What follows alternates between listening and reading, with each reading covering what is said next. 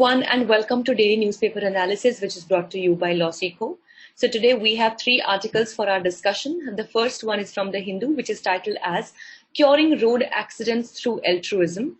So this article basically talks about the increasing problem of road accidents, as India is one of the top 3 nations when it comes to the road accidents.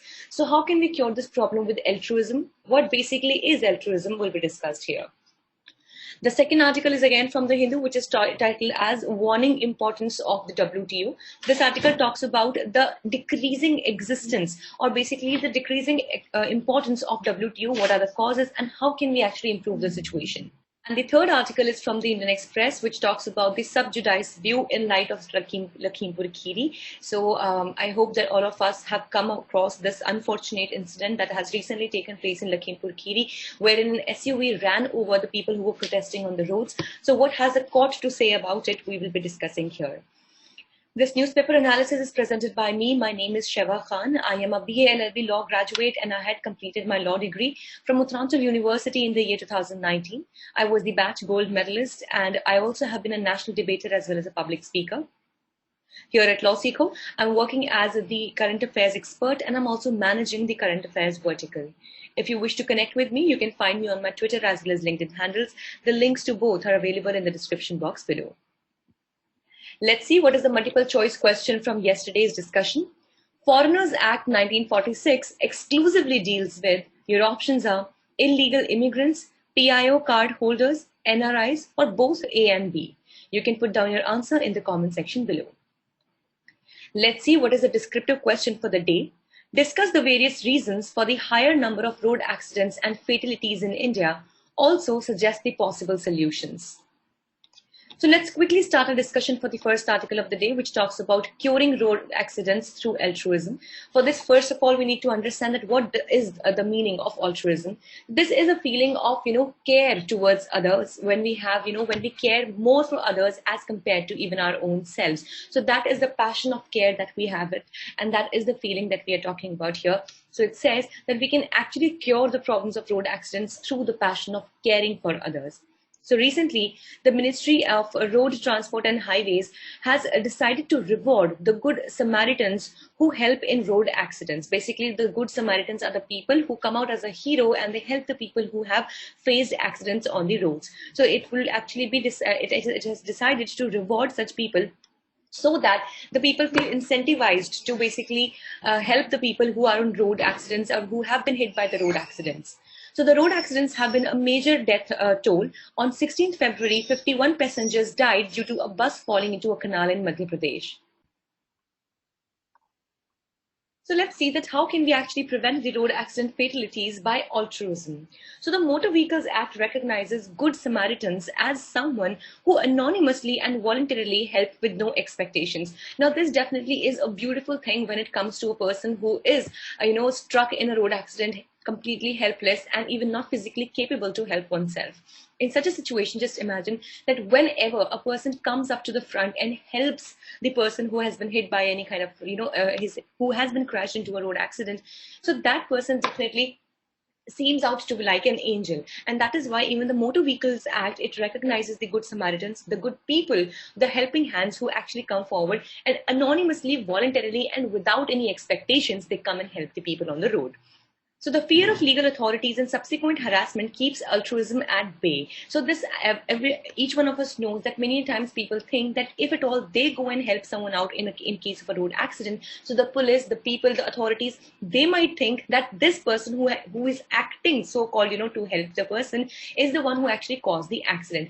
Due to this, what happens is that they are disincentivized and they do not want to help, even though, they could have helped. In such a situation, it is important that now the people know that it is very much important to help out in the situation because it could save someone's life. So the ministry wishes to overcome this obstacle by rewarding them and has urged the state to take necessary measures. Now let's see that what can be the steps that can be taken for the prevention of the road accidents. First of all is the enforcement needs to be dealt with zero tolerance. Now this is very, very, very important that in India, specifically the road rules, basically the traffic rules are the ones which are worst, followed. So that is why we need to make sure that zero tolerance is actually made in case of the any kind of violation of the traffic rules. And the road signs and standards need to be made more scientific. They should be more logical. The construction of the roads should be in such a way. If at all any one of you has visited Chandigarh, then you must see that the four ways in Chandigarh over there, basically the crossways over there, they are very smartly designed, and that is why it actually helps the traffic to move not only in a smoother way but also to avoid accidents as well. So the lethargic attitude of the state police needs to be worked on in times of emergencies. And that is why the regional transport bureaucracies need a robust makeover to handle things with more efficacy whenever there is time. So if you go by the numbers, here are some statistics that were available in the article itself.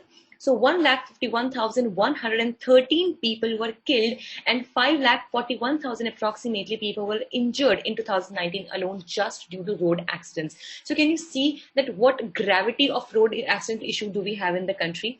Also, India tops in the road fatality list with 415 deaths every day due to road accidents. So this is actually something we should be very much concerned about. Then we have some other challenges also that are going on side by side, like the new Motor Vehicles Act is also not followed by states because the act ignores the poor. So this also, is a thing because yes, of course, the fines have been, increased to up to 10 times, but still the basic problem, that has not been addressed. Like, for example, if there is a poor person, right now, he, cannot really afford maybe in the current given situation to buy a helmet of 1,000 rupees, how will he be able to pay the fine for 10,000 rupees? So, that is something that we should have considered, and maybe some resources could have been made available by the state in the first place. And then if they're not being used, maybe the people could have been fined or something like that could have been done. Next, the ambulances need to be posted every 10 kilometers, which is not happening currently, due to which many a times, even after the call is made on the right time, the ambulances are not, they do not reach at the place of need on the right time, due to which many people lose out on their lives. Public discourse is another way of reducing road accidents. The people should be talked about. The people should understand that it is important not only to be careful towards their own life and safety, but also towards the people other than them who are there on the road, driving, walking, or being just present on the road. Then finally, the road infrastructure needs to be massively improved. The roads should be in good condition. There should be proper lights, traffic lights. Then there should be proper street lamps as well, so that there is proper visibility and clarity on the roads. Let's discuss the second article for the day, which talks about warning importance of WTO. So the World Trade Organization, which is a global trade body, is facing a serious existential crisis. So the upcoming WTO ministerial meetings, which is scheduled for the next month in Geneva. So definitely we will be discussing on these lines. And now the problem with the WTO, specifically if we talk about the appellate body of the WTO, that is of the dispute resolving mechanism. So that has been under an existential crisis since about last 2 years, since the time almost when the US-China trade war had actually begun. So let's see that how is the World Trade Organization being crippled with a lot of challenges. So the first lead says that the most important body in the WTO for traders is the appellate body, which that I just mentioned. So it is WTO's dispute settlement mechanism, which has now come to a halt with rising vacancies. Let's understand that why is this happening. So basically, United States of America is one of the largest funders of the WTO as well. Now, not unless the WTO has funds, it would not be able to fill the vacancies in its dispute settlement mechanism in the appellate board. Now, the USA is knowingly, we might safely say so, that it is knowingly not providing these fundings to the WTO because the case for the USA-China trade war is still pending and it has to go to the appellate board, and USA understands that there might come some sanctions on US as well for the kind of unprofessional behavior it showed towards the goods coming from China in the the US-China trade war. So definitely US is very safely dodging this entire situation completely by not even providing the fundings, and thus these vacancies have become so lethargic. So the America basically vetoes any motion regarding putting it back in place or bringing a substitute in its place. So as we know, now we know the reason why. So no solution has been found for public stock holding for food security purposes and subsequent breaching of the minimum, the MSP cap by countries like India. So the WTO also, like in countries, the members are still disagreeing to waive the TRIPS agreement for COVID-related medical equipments. The marine overexploitation due to irrational subsidies needs to be checked immediately without harming the marginal fishermen as well. And the gridlock at WTO gave rise to plurilateral trade agreements, like multiple bilateral agreements, not only segments trade but makes WTO obsolete. So we can see there are a lot of issues going on wherein we can see that the WTO has not been able to function very efficiently. Now in this situation, the biggest one, as we just discussed, was of the dispute settlement mechanism and the vacancies that are there in the appellate body. Let's see what is the future ahead when we talk about the WTO. So the Prime Minister of India pleaded for a more rule-based global order, wherein for the trade at the international level, more rules and better rules can not only be formulated but also be followed in the real sense. Secondly, institutional multilateralism is the ideal antidote to economic nationalism and unilateralism. So basically it says that an institution, just like if we talk about the WTO, it should be able to work in multiple directions so that we can have economic nationalism as well, and we can have unilateralism in the right place and in the right manner as well. So basically, we should not be, saying that one body maybe of the WTO or one organ is working efficiently and other organs are not working efficiently, just like we can take example of the United Nations as well.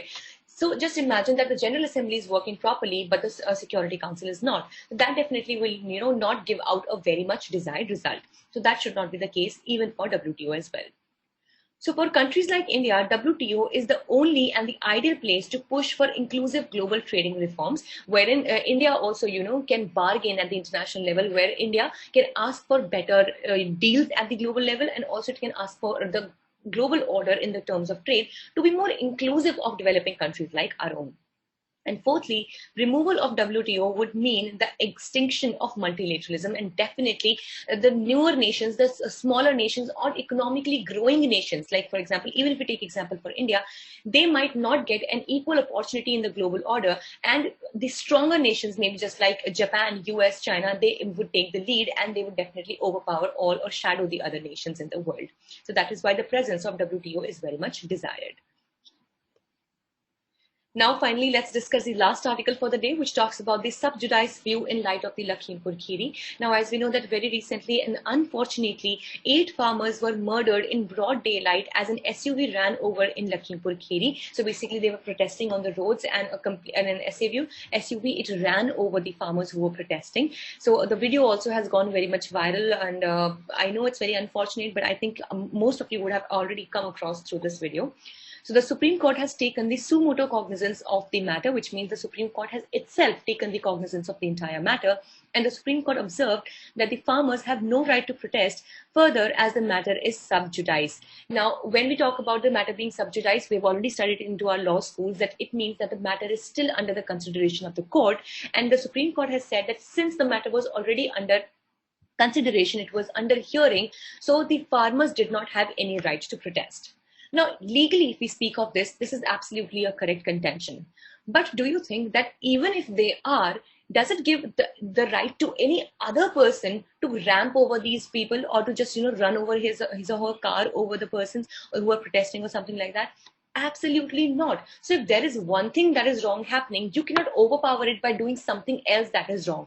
So both will remain wrong in their own ways, and definitely one person doing wrong will not give right to another person to commit wrong to this person one. So that is why let's see that what is the legal viewpoint and the citizen rights. So although the right to protest is not a standalone right, please understand that it is not a right that is absolute in terms. The spirit of this is enshrined in Article 19(1)(a) of the Indian Constitution, wherein we talk about the freedom of speech and expression. And it has been many a time said that striking basically or protesting also is a kind of basically a kind of a way of expressing oneself. So though it is not outrightly a standalone right, but yes, of course, the spirit or the idea of protesting is enshrined somewhat under Article 19(1)(a). So if the court's arguments is to be honored, then the public sphere would fall lifeless. So yes, of course, if we think that the Supreme Court has given a very right contention about this, that the farmers have no right to protest and whatsoever. Now in this situation, the public sphere, it would fall lifeless as to the public, the people in a country as large as India, the protesting, striking, or sitting on the roads for bringing out their contentions, to bring out their ideas, or to bring out their disagreement with the government is a very common thing. And specifically, if it is being done peacefully, then it is not really harming anyone. If we take example, India has actually gained its independence through various protests and marches itself. So in this situation, if at all we say that absolutely no matter what, you are not allowed to protest or you cannot go on for a strike or something like that, that would actually in a way cripple our way to express ourselves, to put forward a disagreement towards the policies of the government or whatever the case may be. So Articles 19, 21 and 32 helps the citizens against a transgressing state. So of course, Article 19 is a freedom of speech and expression and various other right to freedom. Then we have Article 21, that is right to life or personal liberty. And Article 32, of course, we have the constitutional remedies wherein we can approach the Supreme Court directly in case of fundamental rights are violated. So in the case of Ram Leela Maidan incident versus Home Secretary Union of India, the court had observed that the people have a right to raise voices against decisions and actions against the government, and the government must encourage such rights so that the government should understand and it comes to know that the people are in disagreement with whatever policies it is making. The Supreme Court has also suspended the implementation of the new farm laws and is looking into the matter through the committee. The committee report has been submitted, but the Supreme Court has yet not taken the cognizance of the same. The Supreme Court is also to decide on abrogation of Article 370 and constitutionality of the electoral bonds. So basically, there are a lot of things that are of major concern that are still pending at the end of the Supreme Court. So the legal squabble needs to be raised after keeping the sensitivity of the matter, which means that we need to fight on a legal battleground so that we have to understand the sensitivity of the matter and make sure that the people do not lose their trust in the law and as well as the judicial system of the country. So that was all for the day. We hope it was a good session for you all. Thank you so much for staying tuned with LawSikho. Also, please do not forget to catch the podcast discussion of the very same analysis on Spotify, Google, Anchor, as well as Apple Podcast. If you wish to download the PDF of today's slides, you can join our Telegram channel. The link is there in the description box below, or you can scan the QR code that you can see on your screens right now. Also, for other crisp and exam-oriented content, do not forget to follow us on our official Instagram channels for LawSikho Judiciary, CLAT Prep, UGC Net, as well as LawSikho Finance Law Exams. Thank you so much.